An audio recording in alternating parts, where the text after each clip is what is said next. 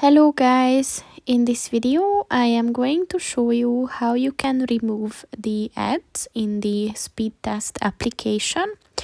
But first I just want to mention, don't forget to subscribe to my channel, because at 10,000 subscribers I am going to show you my whole YouTube revenue statistics and growth strategy, as well as how to make money online.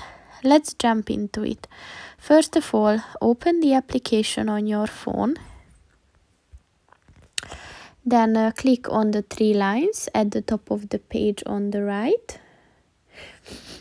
And then click on the settings button.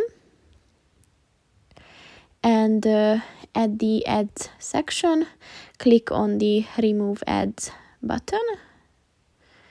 And for about €1 you can get this function. So by purchasing it, the application will not contain advertisement anymore. So if you want to purchase it, just click on that, and that's it. So that's pretty much it for this video, guys. See you in the next one.